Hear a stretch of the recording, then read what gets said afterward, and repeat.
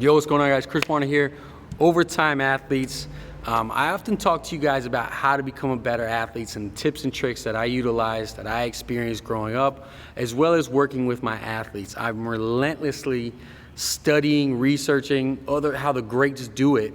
Not so that they aren't great to me anymore, but also so that I can be able to provide you guys with that intel, with that content, with those different practices, those tips and tricks that these guys are using at the elite level. You know, a lot of you guys think that these guys were just born that way, and in some cases, you know, you can't teach 6'8", 270 pounds like LeBron James. But there are athletes out there that had to apply to work. Not saying he didn't, but have to apply that work ethic daily for them to reach the goal that they want.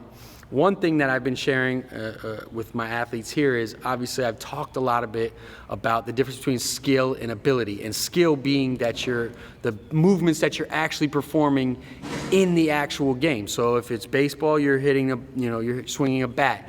If it's basketball, it's doing a shot. Well, what I like to do with my athletes is break down one of their weaknesses even further. So whether that be one particular move, like a post move for a basketball player, or one particular, backhanded for a shortstop in baseball. If you're a football player, being able to catch it on your outside shoulder if you're catching a fade. No matter what it is, those really intricate details that a player or you yourself as an athlete might experience in a game, right? And then doing that over and over again, right? So what I do is the 1,000 repetition rule. If I have an athlete here and I'm trying to add a new tool to their box, like I said, I gave you a bunch of examples.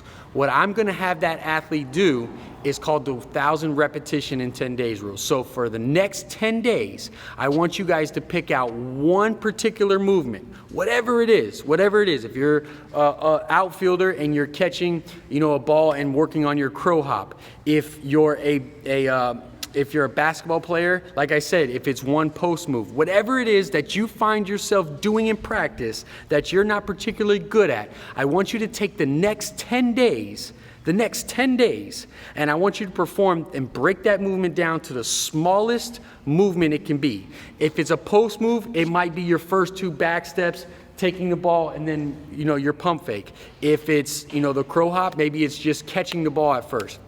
Whatever that movement is, break it down to its simplest form and then start expanding it till you actually complete the entire play. And I want you to perform 100 repetitions of that per day for the next 10 days. Add up to 1,000 repetitions. I guarantee you at the end of these 10 days, you will have that movement now to utilize in your toolbox so that when you see it in competition, when you see it in the actual game, it's going to be so natural to you, and you're gonna have that, and you're gonna take that with you. Just 10 days, 100 repetitions a day. That's your challenge. Holler at you next time. Hey, thanks so much for watching the video. If you're interested in becoming a better athlete, go ahead and click this box right over here. Today, we'll get you signed up for a free athletic course that's gonna teach you how to become a better athlete, whether it be speed, explosiveness, strength, or just pure aesthetics. Go ahead and click that. I'm gonna send it to you and get you started immediately.